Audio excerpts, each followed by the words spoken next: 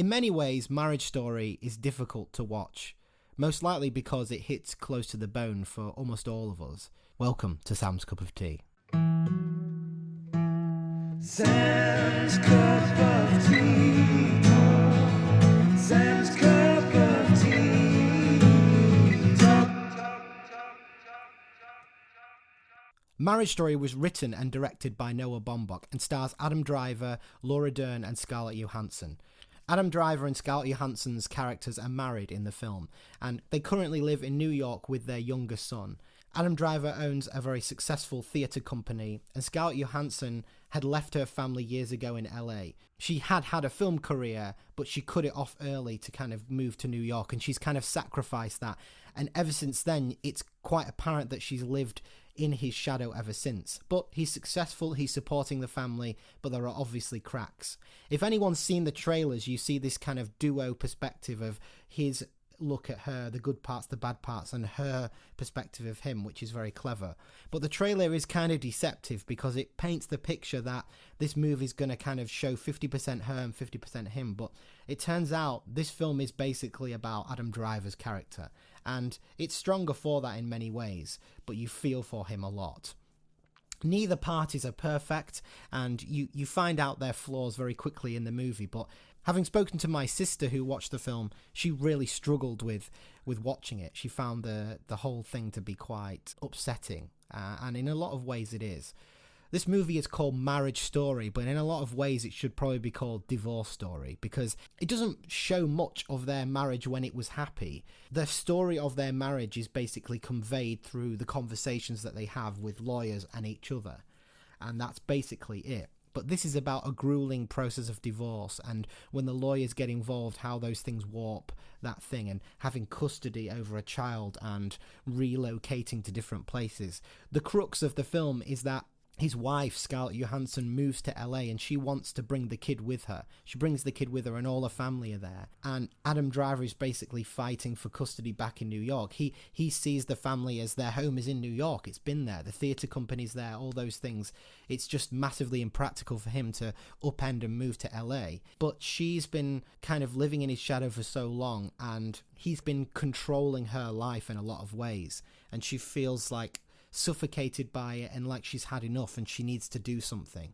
The performances in this movie are fantastic. Every person in this film stands out and is great. And you could look at this film as kind of like a black comedy. If you've seen any other Noah Baumbach films, like I've only seen the Meyerowitz stories, I've not seen Francis Ha or any of the others. He's got that kind of style where the source material is quite close to the bone and uncomfortable, but there are funny moments within that, like in real life. So you could sort of call this a black comedy of such. You feel sort of like equal parts depressed, and then there's kind of like that moment where you could just burst out laughing because it's so awful and tragic what's happening. I preferred this film to Meyerowitz stories, which I found to be kind of a little bit kind of flat in some places. I didn't really feel that there was a cohesive narrative that drew me in.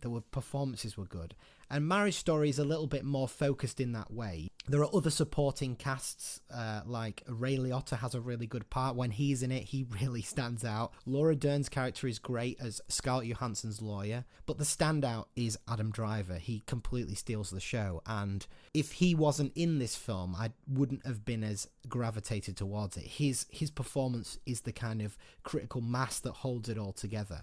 Scarlett Johansson is also great, but she has less to do in certain scenes. She was really good, but there just isn't a lot that stands out for her. She's kind of upset a lot, and her character I didn't really warm to. Going into this film, I expected to empathise 50-50 with both parties, kind of feel like, well, he's got his flaws. And while that is true in certain circumstances, at a certain point of the film, I didn't really see her perspective of it. I felt like she was taking certain things too far, and as a result, I noticed less of her kind of performance, because the character she plays was a little bit, I don't know, not likable in this film. And I've got to be honest, I really tried to stay unbiased. I tried to stay neutral and watch it like that, but there are certain points where you're like, this is crazy. I wouldn't, how is he putting up with this? The style of this film is strange because the first hour or so, it's kind of things are bubbling and bubbling and bubbling, and there is a part in the kind of last maybe quarter of the film, just at the big last third of the film, there's a big scene that kind of blows up. It's not right at the end, but it's kind of past the halfway point when things just bubble over. You know, the tensions that have been building and all the amicability resides, and there's a long scene in Adam Driver's LA apartment, and it's fantastically acted. And again, Adam Driver completely steals the show with that. There are great little set pieces early on as well, with Scarlett Johansson's family, and when they kind of break the news to Adam Driver, who's just kind of completely unknown, and it's very well choreographed, scripted and acted. All those things come together and they're very entertaining, but it's difficult to watch. It's what's happening on screen is so tragic at the same time that the moments where you laugh are only for a second and you're back into kind of that depression, and it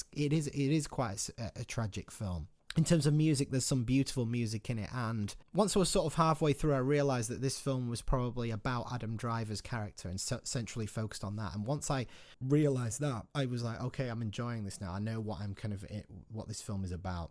There is a beautiful scene that is very, very earned, where Adam Driver's character just spontaneously sings this Stephen Sondheim song, Being Alive.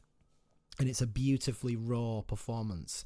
And what's great about it is, being a musician myself, they didn't use that post-processing crap that they do in films where it all of a sudden sounds like they're singing in autotune and it's been produced. He sounds like he's just singing where he is in this bar to his friends, and it's a quiet little place, and it's beautiful, and there's just a piano and a thing. And if you want to check out, I did a little version of it at the end of this video for a laugh. But anyway... it's very difficult to sing. So the music's really nice. It accompanies it really well. I don't want to say it's a warm film, because it's not really. But in terms of acting, it has some really beautiful moments in it. Fantastically acted and fantastically written as well. But again, like I said earlier, it's less of a marriage story and more a divorce story. But I see why it's called that, because throughout the scenes of drama, you are slowly finding out what happened in the relationship. I was really looking forward to this on Netflix because I'd seen the trailers, and I'm a big fan of Adam Driver. I think he's been great in everything he's been in. You know, Silence, Star Wars, Black Klansman. He's just been great in everything I've seen him in, and so to see him in this was a real treat. Scarlett Johansson does a really great job, but where you're picking it up is bizarre, because you're seeing them right at the end of something, you know, and it captures that feeling of pain and that feeling of knowing each other really well, but also not being able to stop the fact that you are also one of the most toxic things to that person right now. Like, there's a really great scene where they've gone through a really difficult day with the lawyers, and there's a moment when they're separated. It's a moment where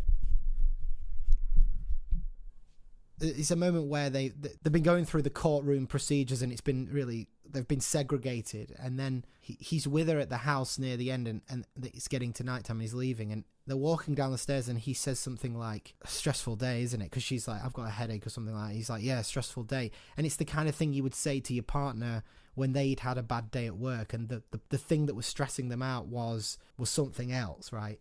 But he's kind of acknowledging in one part that, yeah, it's a stressful day, but also like that feeling of not being able to change your role in the game anymore. You know, like, you are no longer somebody who can offer that person care, because you are the source of that stress, of that pain. And yet you also know each other really well, and the only thing to do is to separate. And it's just great. It captures it very well. It's just a very painful thing to sit in for a long time. So this film is uncomfortable. There are some touching scenes with the son as well, and you see him being a good father and trying his best to keep that contact and keep the rapport, and it's very difficult for him. And obviously all of the drama and all of the politics that goes on with who's going to get the money and what's going to go on there. And there are just moments where it just builds and builds and builds, that he slowly has a breakdown, but has to hold it together for his son and for fighting the case. And it is a great film, this. It's a great drama. But all in all, I wasn't quite sure what to take from it in terms of... I almost felt bad for disliking her, because you find out certain things about him that you feel like, well, but I don't know if it was a deliberate thing to make Scarlett Johansson's character seem rather unlikable, but maybe that was because we just saw his perspective and not less of hers. I don't know. I'm not sure. So this film recently debuted on Netflix, and it's been kind of marketed as a Christmas movie, but it's not a Christmas movie. Please don't watch this on Christmas Day, because it's fucking depressing. It's great, but it's a film to watch a little bit like a week out from Christmas or a week after Christmas. It's a great film to watch, but just be aware that it's heavy. It's a very heavy film. I likened it to Blue Valentine, which is a film I really loved, but I found really sad at the same time. So it's kind of like that. It reminded me of that quite a bit. It's one of the most painful movies I've watched, one of the most well acted, and has scenes that I won't forget, if you know what I mean. There are also some hilarious bits, like, for example, there's a moment when a sort of, not counsellor, but somebody has to come over and watch them be a parent for a day. And it is just hilarious that the woman that comes around is very few words spoken. He's really nervous and he just completely bollockses it up. There's a great bit where he cuts his arm accidentally and she's like, "You okay?" He's like, yeah, I'm fine. She's leaving and he's like, yeah, and he's like, you can see he's bleeding in his shirt. It's hilarious. He's like almost cut an artery and he's trying to pretend like, because he wants to, it's the kind of level that you'd go to keep the custody of your child, and it's madness. And the kid, his son, has no idea what's going on, and it illustrates how there can be seismic tectonic plate shifts in life, and it's really out of the people's control, and they have to scramble. Like, he has to all of a sudden redirect the money that he got, the grant that he got for his theatre company, into paying for the legal fees and for the lawyer and all that lot. And it's like there is this time when he's going, how is this helping our son? We're spending money, we're getting into debt. How is this helping our son when we're both getting kind of screwed financially? And there are a lot of questions that it poses, and it does show a very ugly side to the legal systems and the systems of divorce and the way that the lawyers divide things. It gets very vicious, and it's a very depressing time, and it's one that I hope never to have to go through myself, because it's pain upon pain upon pain, and the process of it itself is inhumane. The gauntlet that these two people have to walk is very inhumane and tragic. So I will give this film my cup of tea. I thought the acting was great. I thought the writing was fantastic. It is depressing, but by definition it will be. If it's a movie about divorce, it's not going to be just all happy endings. And it isn't necessarily the happy Hollywood ending, but it's an ending that you can have hope for. These people might move on in the future. There's no, oh, they get back together at the end. And no. This isn't like that. This is more based in reality, and there are a lot of entertaining scenes, but go into this realizing that it is a bit of a black comedy, and don't be afraid to laugh in places. There are moments where it can be funny and it can be touching and also heart-wrenching at the same time, and that's what this film kind of seeks to do. And of course, Adam Driver, wow, I mean, kudos to him, because fantastic performance. If you want to support a small channel and see more movie reviews and game reviews and videos about all that stuff, then please subscribe to my channel, Sam's Cup of Tea.